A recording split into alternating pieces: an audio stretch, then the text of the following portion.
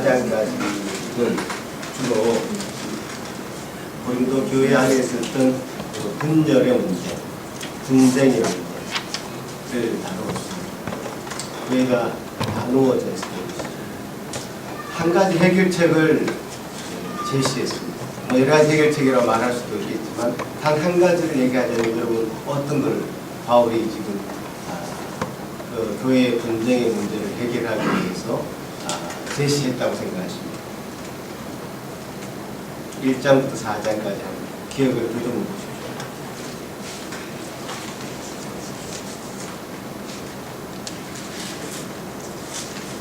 보십시오. 1장부터 4장에서 당이 갈라졌습니다. 분파가 생겼습니다. 교회가 분열되어 있습니다.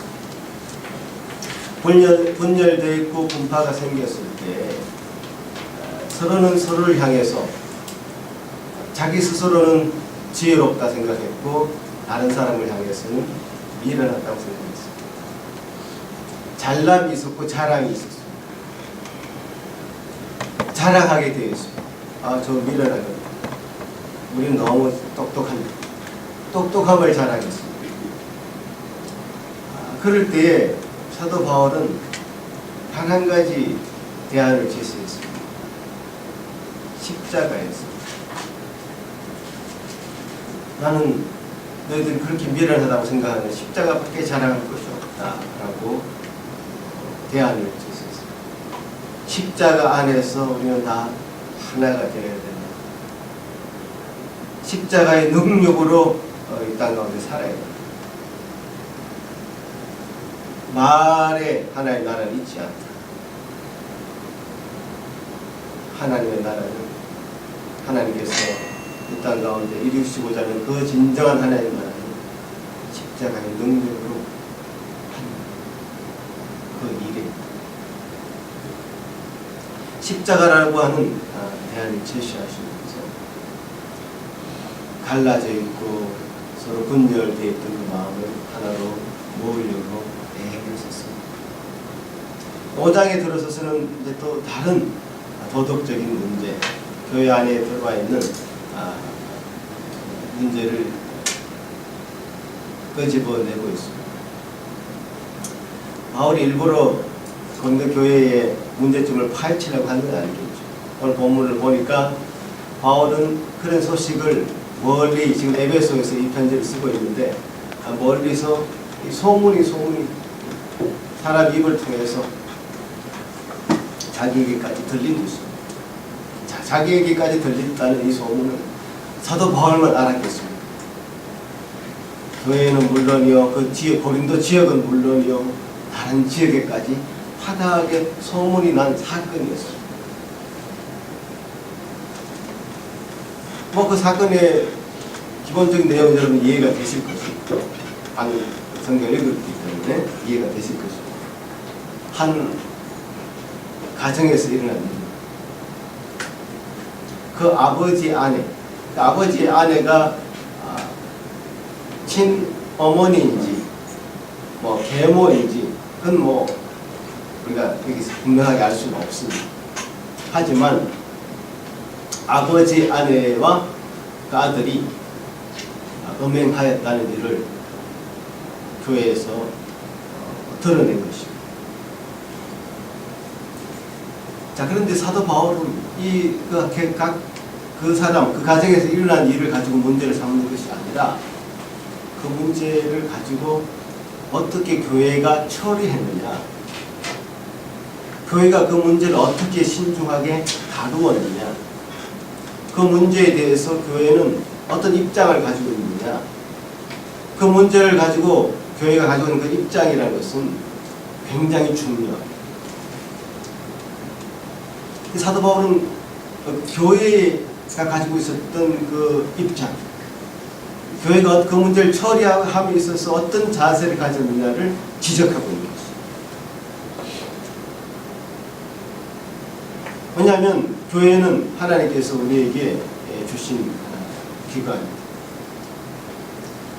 교회가 어떤 자세를 가지느냐에 따라서 어떤 진리의 기준도 세워져요. 질서도 세워주고 그러는 것이기 때문에 교회의 판단 자체가 굉장히 중요한 것이죠. 교회에게 어떤 면에서 막중한 책임감을 부여하고 있는 것이죠. 교회의 판단은 굉장히 중요한 것이니 그렇게 허술하게 일을 처리해서는 안 되고 신중하게 판단할 것을 이 고린도 교회의 문제를 우리에게 들려주면서 또 이 기록을 우리에게 남기면서까지 지금까지 우리가 이 글을 읽고 있는 것은 우리에게도 똑같은 문제가 있을 수 있다는 것을 얘기하기 때문입니다.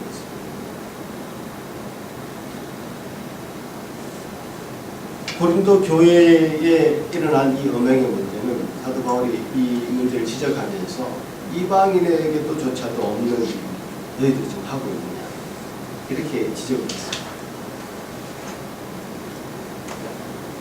제가 처음 이 고린도 전서를 시작하면서 고린도 교회의 형편을 어떤 배경을 말씀드린 적이 있습니다.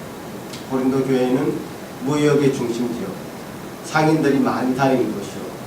그래서 많은 여행객들, 떠내기들이 다니는 그런 곳이었습니다. 당연히 문란, 또 당연히 많은 부가 집중되는 곳입니다. 그 문란함 중에 가장 극치를 달렸던 것이 바로 아프로디테라고 하는 신전이 있습니다. 고린도에 비너스라고 얘기하죠. 비너스, 아프로디테의 그 신전, 미의 여신이라고 하는 그 신전이 고린도에 있었습니다. 그 신전에는 1000명의 여사제들이 그 제사를 섬기고 있었습니다. 1000명. 물론 이제 순번을 정해서 섬겼겠지만요. 그 1000명의 여사제들이 하는 일이라는 것은 아프로디테, 비너스 신전에 와서 제사를 드리려고 하는 사람들을 대상으로, 그 사람들을 대상으로 성적인 것을 제공했다라는 기록이 있습니다. 그래서 고대 그 철학자이고 지리학자였던 그 스트라본이라는 사람은 지리지라는 것을 저술하기도 했는데요. 그 사람이 고린도가 그렇게 부유하고 또 사람들이 많아진 것은 바로 그 1000명의 여사제 덕분이다라고 진술하기도 했습니다. 신기했을 것 아닙니까? 어디 그런 곳이 있을까? 라고 하면서 사람들이 호기심을 가지고 보였던 그런 측면도 있다는 것입니다. 자, 그 정도의 타락한 도시가 사실 고린도였는데, 고린도보다 더 그 이방인들이 하는 그 일보다 더 심한 일을 저지르는 곳이 바로 고린도 교회였다는 사실을 바울은 지금 말하고 있는 것입니다. 그런데다가 이 고린도라는 도시가 얼마나 타락한 도시인지 바울도 알고 교인들도 알고 모든 사람들이, 고린도에 사는 사람들은 다 알았을 것입니다. 그렇기 때문에 이 교회도 이런 일 정도 벌어지는 것이 무슨 큰 일이겠느냐 라고 하는 생각을 했을 수가 있을 거라고 유추가 됩니다.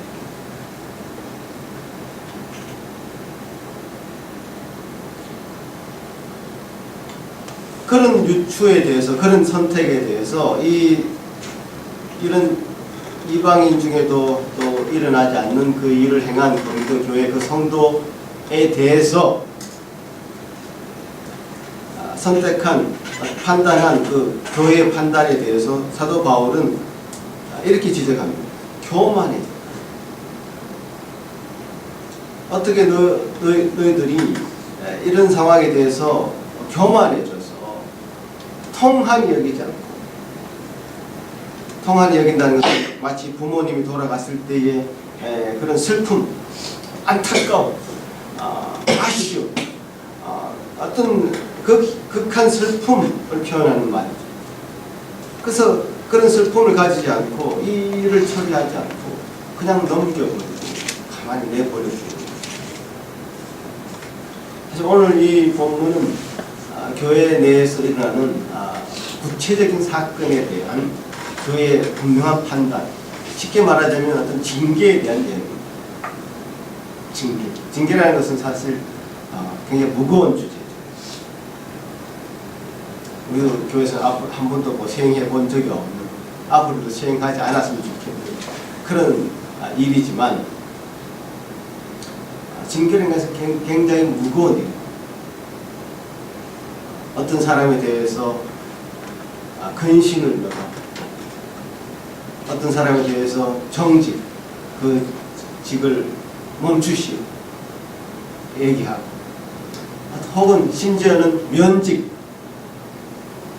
만약에 목사라면 그 목사의 타이틀을 내어놓으시오 라고 요구하고, 장로라고 한다면 장로의 타이틀을 내어놓으시오 라고 요구하는, 심지어 출교라는 게 있습니다.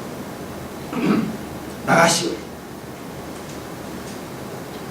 이곳엔 더 이상 당신이 들어와서는 안 됩니다 라고 하는 출교도 징계의 한 일종이죠.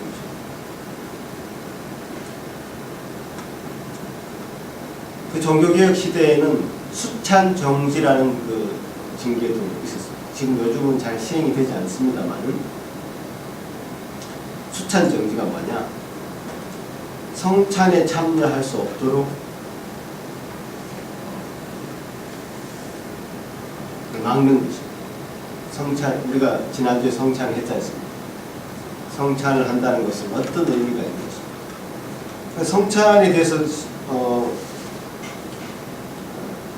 어떤 가치를 모르는 사람은 수찬정지라는 징계가 굉장히 가벼울 수도 있겠습니다. 하지만 성찬이라는 것은 굉장히 공동체에서 중요한 신앙의 의미죠.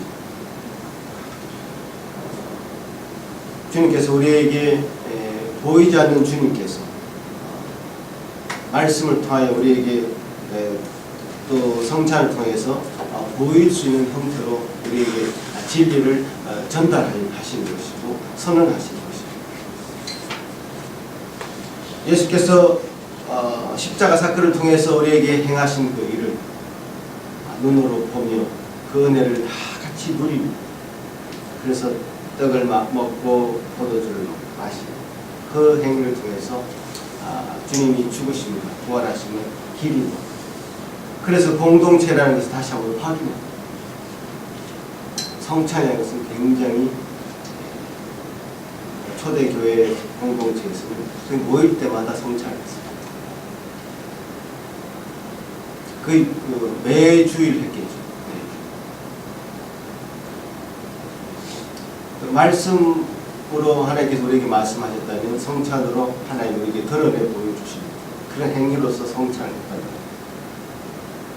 그 성찬에 참여하지 못하도록 하는 것이 굉장히 슬픔이죠. 아픔이죠. 그런 징계도 있을 정도였습니다. 자, 그런데 그런 징계가 필요한 그 징계의 분명한 목적이 있어요.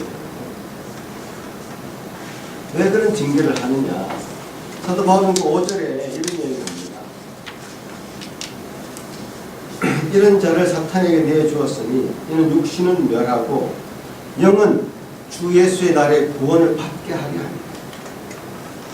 사탄에 내어줬다는 말은 비유적인 표현입니다. 세상에 사탄이 지배하고 있습니다. 세상으로 이제 어떤 것은 출교를 해서 내어보내되, 결국 그 내어보냄이 그 사람의 유익을 위한 것이다, 구원을 위한 것이다 라고 설명을 하고 있는 것입니다. 자, 이 설명이 여러분 어떻게 받아들여지십니까? 유익을 위하여 징계를 한다, 우리의 구원을 위하여 징계를 한다 라는 말씀이 타당하게 받아들여지십니까?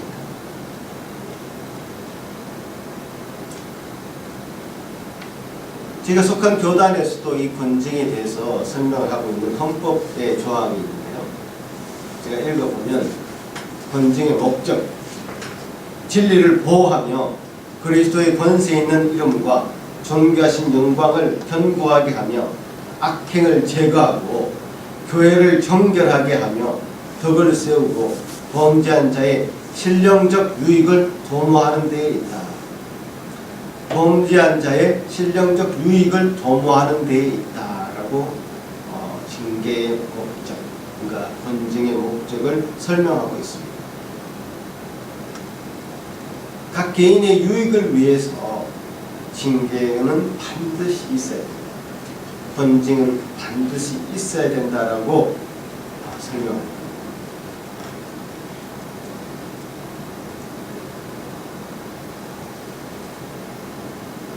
근데 이제 현대 교회에서 이 권징이 제대로 시행이 되냐? 잘 안 되죠. 왜 잘 안 되겠습니까? 이 교회에서 어떤 악한 일이 있어서 징계를 했어요. 아주 가벼운 징계. 지금 직분 좀 내려놓으십시오. 라는 정도. 성도로 다 같이 인정하고 성찬도 같이 들을 수 있고 하지만 그 직분만 잠깐 내려놓으십시오. 라고 했을 때 그 징계를 잘 받아들여서 그것이 자기에게 유익이 되고 자기가 잘못한 것을 뉘우치고 반성하고 회개해서 정말 주님이 원하시는 사람으로 잘 세워지고 그런 과정을 잘 거친 사람들이 현대 교회에 있겠느냐? 라는 질문입니다.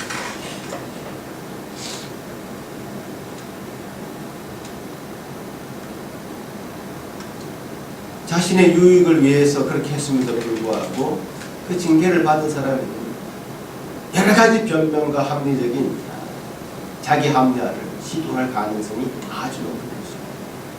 이런 이유 저런 이유 자기 합리화를 시키면서 변명을 하면서 이 교회 아니면 내가 다닐 데가 없느냐 하면서 다른 교회로 가버리면 그 다른 교회에서도 어떤 징계의 건이 있었다는 것을 알 이유도 별로 없고 알려고 하지도 않고 받아줘 버리면 그만인 것이죠.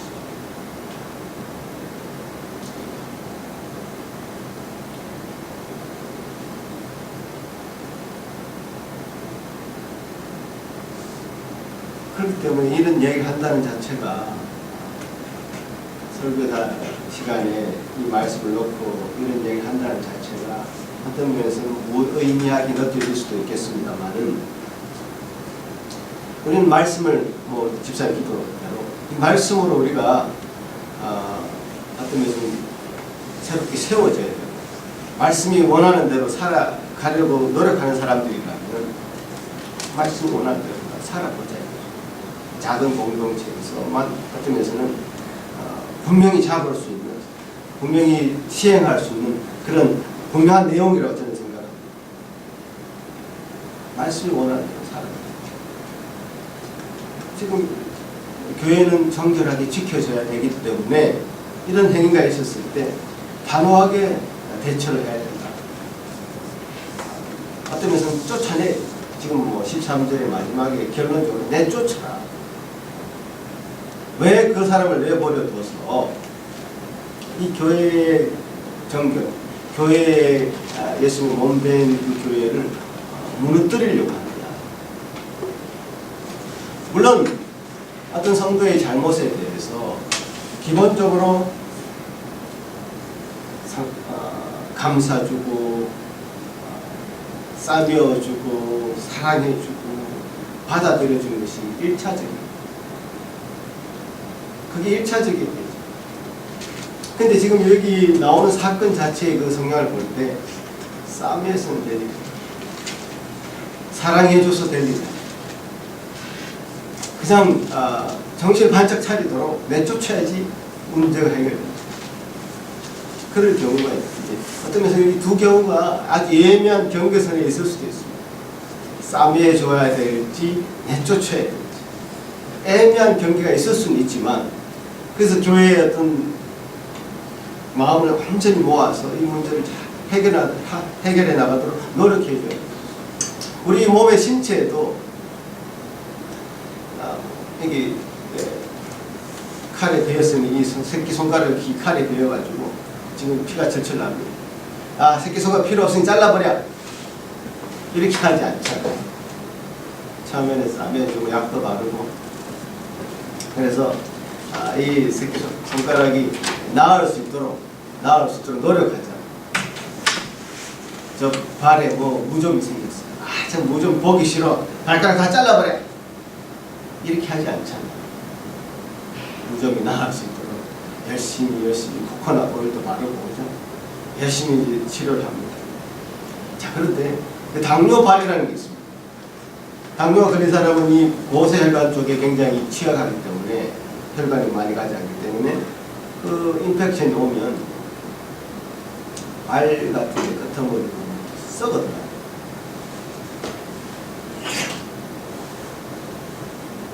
생명을 보존하기 위해서 의사들이 취하는 방법은 뭐냐면 이 발을 잘라버려요. 무슨 말인지 아시죠? 발 하나 없는 거하고 생명이 없는 거하고 뭐가 중요하냐 했을 때 이 생명을 보존하기 위해서 이 발을 자르는 방법을 발 잘린 사람이 한 해에 한국에서는 엄청납니다.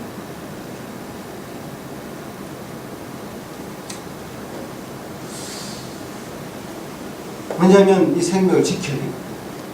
이 교회를 지켜야 되기 때문에 이런 일이 벌어진 것에 대해서 교회는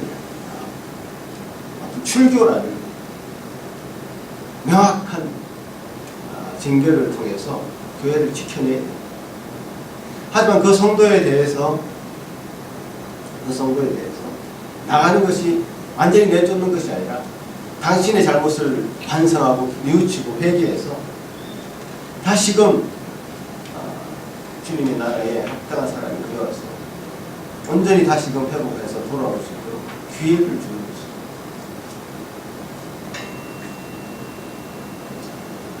그런 취지로 징계가 시행된다면 교회도 지켜내고 하나님의 공의도 지켜내고 또 그 성도에 대한 진심 어린 사랑, 그 성도를 사랑하는 마음으로 징계해서 다시금 회복하게 된다면 그것이야말로 진정한 사랑이라 생각합니다. 어떤 아버지는 아들을 일부러 경찰서에 끌고 가서 제발 좀 콩밥 좀 먹여달라고 얘기하는 사람도 있어요. 그렇지 않겠어요? 그 아들이 도무지 자기 말을 듣지 않고 제멋대로 대망나는 짓을 하면 그렇게라도 좀 고쳐주고 싶은 것이 아버지의 마음입니다. 아버지가 사랑이 없기 때문에, 아버지가 그 아들을 미워하기 때문에, 정오하기 때문에 경찰서에 데려간 게 아니죠. 제발 좀 고쳐라. 제발 좀 이 아들 사람들에게 만들어 달라고 경찰서에 데려가는 거잖아요. 근데 오늘 이 교회는 그런 어떤 징계의 기능을 다 잃어버리고 어쩌면 교회를 교회답게 만들지 못하고 교회의 정결을 손상시키는 일을 스스로가 하고 있다는 사실입니다.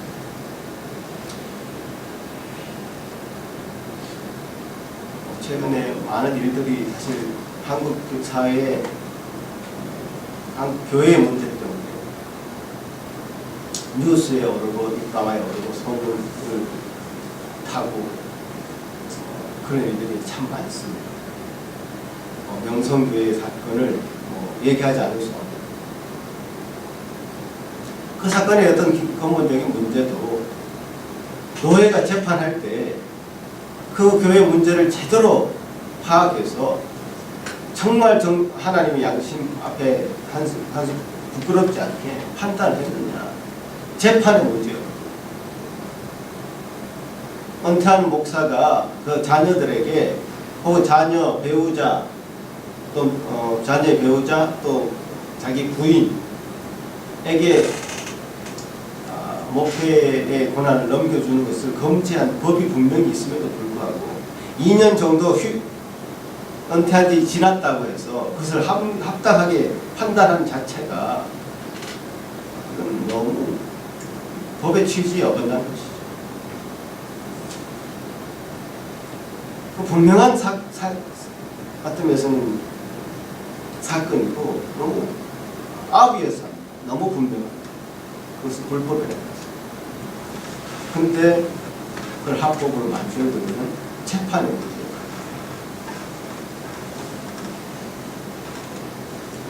한국 사회에서도 재판 거래의 문제가 굉장히 심각하게 되어서 판사들의 권위라는 것은 정말 이 정을 공평하게 판단한다는 의미에서 저울이 판사 법원의 상징, 판사의 권위는 그런 것이었는데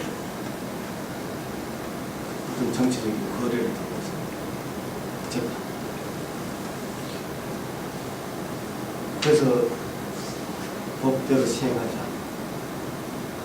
하는 일들이 한국 사회에서도 문제가 되고 있죠. 예전에 그 전병훈 목사님 사건도 좀 7년이 넘었습니다만 그 분명한 지금 대법원까지 가서 2017년 작년에 대법원까지 가서 그 사람이 분명히 성추행, 성희롱을 했다라고 판결이 내려졌어요. 근데 그 사람이 새로 세운 교회, 홍대세교회라는 것을 가면 홈페이지에 들어가 보시면 1심에서 그 상대방 원고 쪽에 패소를 1심이 판결한 기록이 있습니다. 그것만 강조하고 있습니다. 너무 유치한 짓 아닙니까? 1심 판결에서 자기들이 한번 이겼어. 그렇다고 이긴 겁니까? 2심 고등법원에서 패소, 대법원에서 패소해서 그 사람은 7년 전에 자신의 교회의 성도들을 성추행하고 성희롱한 사건에 대해서 분명히 명백한 잘못이 있음에도 불구하고 노예가 그 재판을 분명하게 하지 않았어요. 봐줬습니다. 왜냐하면 그 목사는 힘이 있는 목사였고 거의 뭐 2만 명 정도의 교회 단임 목사였죠. 많은 미자립 교회 목사들에게 도움을 줬습니다. 그런 정치적인 이유로 판단 제도를 하지 못했습니다. 교회 스스로가 교회의 어떤 징계 거룩함, 교회의 정결을 무너뜨린 일을 스스로 하고 있기 때문에 오늘날 이 징계는 더더욱 약해지게 되어 있습니다. 그럼에도 불구하고 우리는 하나님의 말씀을 지켜나가는 자로서 말씀 가운데 오늘날 연약해져 있는 이 교회의 징계의 문제를 다시금 주님께서 주시는 말씀에 비추어서 제대로 시행해 나갈 수 있도록 우리 스스로가 다 마음을 다잡아야 될 것입니다. 그 전병훈 목사 사건의 그 3.1교회의 담임 목사가 된 송태근 목사님 이런 얘기를 했습니다. 그쪽이 원고고 전병훈 목사님 피고입니다. 7년의 경과를 돌아보니 7위 같은 징계 같은 요구를 하면 교회가 망한다, 무너진다 라고 말하는 목회자들이 있는데 그래서 망하고 무너질 교회라면 망해야 된다. 사회는 이 문제에 대해서 더 높은 윤리적 잣대를 갖고 있다. 어떻게 교회가 사회적 보편 가치보다 더 뒤떨어지고 뒤졌어야 되겠느냐.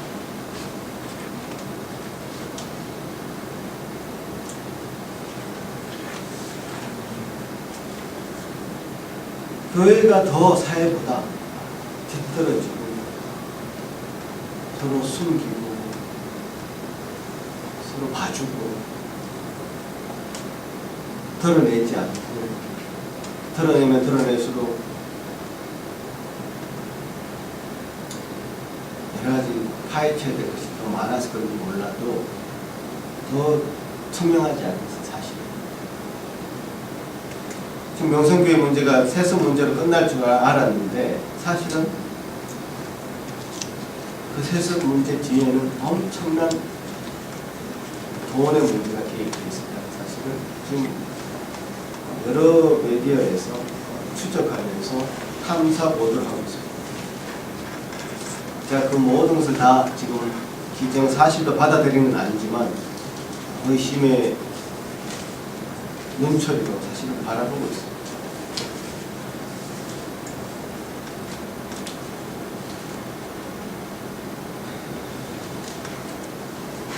이 정도이기 때문에 우리는 우리 스스로가 하나님 앞에 정말 바르게 서서 누룩은 아무리 작아 보이지만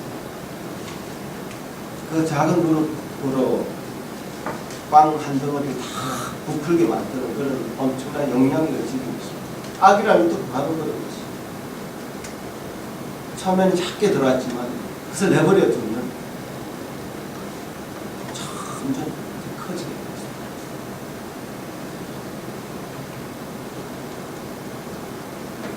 심지어 제가 다니는 축구팀에도 징계를 합니다.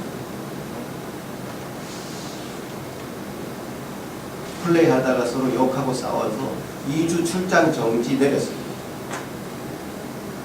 어떤 한 사람은 잘 받아들여서 지금 회복해서 나오고 있고요. 한 사람은 스스로 탈퇴했습니다.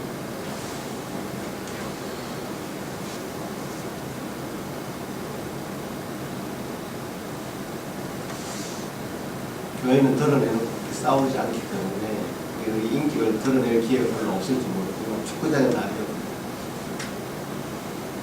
같은 남성의 욕망 같은 것들이 그 축구장에서 막 분출이 돼요.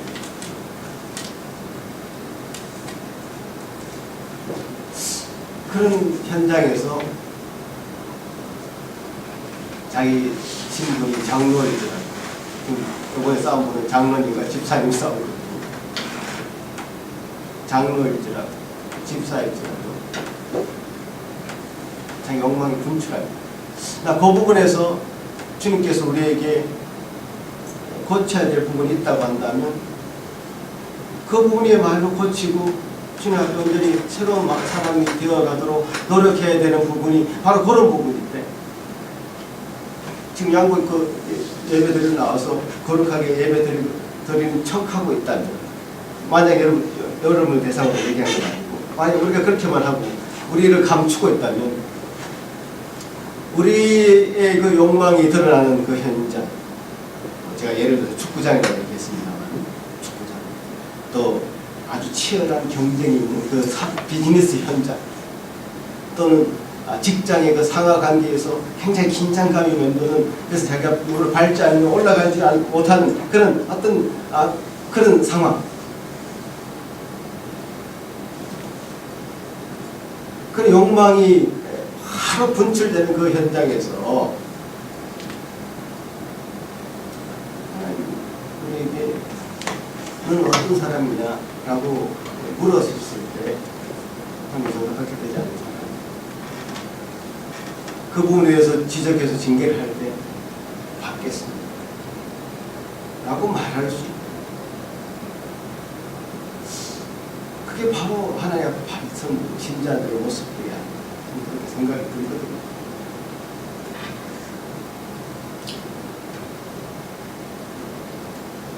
주님께서는 아마 이 시대의 그 철학적인 사조에 그 영향도 저는 있었다고 보는데, 철학적인 사조에 그 이원론, 그러니까 영지주의의 그 이원론의 영향이 분명히 여기 있다고 봅니다. 이원론이라는 것은 뭐냐? 영은 귀한 것이고 육은 악한 것이다. 내가 아무리 육적으로 악한 짓을 저질러도 내 영을 구원한다.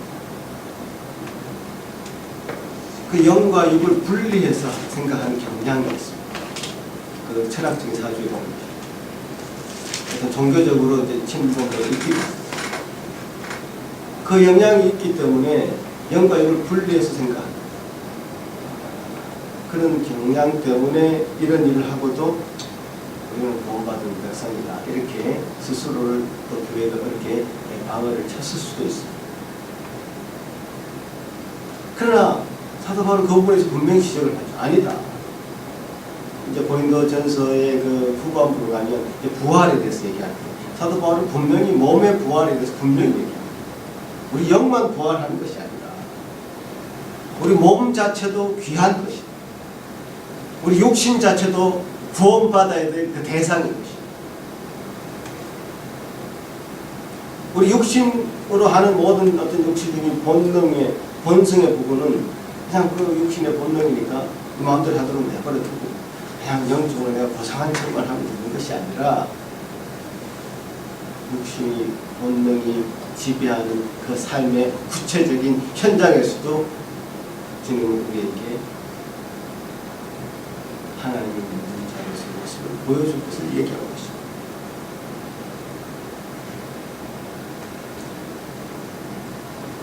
그러면서 사도 바울은 결론적으로 이 문제를 얘기할 때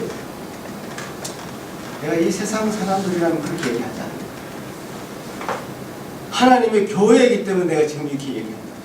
이 세상 사람들 보고 내가 깨끗해져라, 거룩해져라 이렇게 말하고 싶은 생각도 하나님의 관심사는 어떤 면에서 교회, 하나님의 나라이고 하나님이 세우신 교회의 하나님의 관심사는 있는 것입니다. 12절 13절에 이렇게 얘기하지 않습니까? 밖에 있는 사람들을 판단하는 것이야 내게 무슨 상관이 있으며 말을 교회 안에 있는 사람들이야 너희가 판단하지 아니하다. 밖에 있는 사람들은 하나님이 심판하시려는 것. 약한 사람은 너희 중에 내쫓아라. 밖에 있는 사람은 하나님 알아서 하신다. 하지만 교회는 너희들이 지켜야 돼. 이렇게 사도 바울은 권면을 하는 것이죠. 갈라디아서 6장의 말씀을 보면 형제들아 사람이 무슨 범죄한 일이 드러나거든 신령한 너희는 온유한 심령으로 그러한 자를 바로잡고 너 자신을 살펴보아 너도 시험을 받을까 두려워하라. 이제 범죄한 일이 드러났습니다. 드러날 수 있겠죠. 저도 그렇고 모든 가능성 여러분에게 있습니다. 범죄한 일이 드러나면 그 사람에 대해서 정말 온유한 심정, 그 사람을 사랑하는 마음, 다가가 그 사람을 보면서 나 자신도 혹시 어떠할까 자신을 살펴 그런 부분에서 정말 사랑의 마음 다가가고 그 통해서 그런 일을 통해서 그 사람이 정말 회복하기를 바라는 마음으로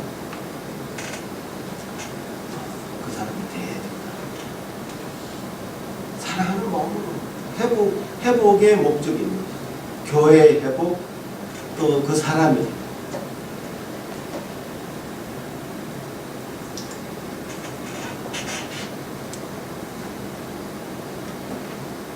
일단 축구팀에서도 징계를 했는데 딴 팀에 가지 않고 다시 돌아왔어요. 더 어떤 면에서 질서도 세웠고 사람도 얻은 것이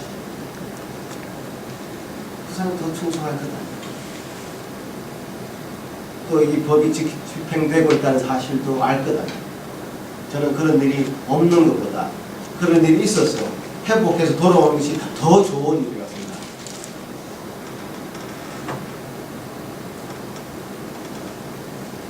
주님께서는 우리에게 이 교회를 끝까지 지켜낼 것을, 교회의 정결을 유지할 것을 요구하시는 그런 말씀을 통해서 하고 있는 것입니다. 무거운 주제였습니다. 징계, 번징, 다 무거운 주제. 듣고 싶지 않는 말이고 이 삶 속에서 우리 교회의 신앙생활 속에서 일어나지 말아야 될 일처럼 보여요. 하지만 주님께서는 그런 일을 통해서 더 교회가 정결하게 더 분명하게 서갈 것을 기대하는 말씀으로 이 말씀을 오늘 우리에게 남기셨다고 생각합니다. 그런 말씀을 우리가 받으시고 정말 우리 자신을 다시금 돌아보아서 하나님의 그 교회의 정결함을 누가 끼치지 않는 저희들 다 되고 다시 한번 다짐하는 시간이 됐으면 좋겠습니다. 기도하겠습니다. 아버지 하나님 감사합니다. 도우시옵소서. 주님께서 이 무너진 이 땅의 교회의 그 징계를 회복할 것을 권면하시는 말씀으로 이 말씀을 저희 오늘 허락하여 주셨습니다. 주여 도우시옵소서. 참으로 하나님의 말씀이 제대로 서지 못하고 교회의 질서가 무너지는 이 시기에 주님 말씀만이 우리 교회를 다스려 주옵기를 다시 한번 간구합니다. 주여 도와주시옵소서. 주님 이 말씀을 붙잡고 우리 스스로를 다시금 돌아봅니다. 우리 성도들을 돌아봅니다. 우리 공동체를 돌아봅니다. 주님이여 한 사람 한 사람 든든하게 잘 서서 든든하게 잘 세워진 그 개인이 한 교회를 이루게 도와주시고 주님께서 주시는 이 교회가 영원토록 지속될 수 있도록 주님 은혜를 베풀어 주시옵기를 감사합니다.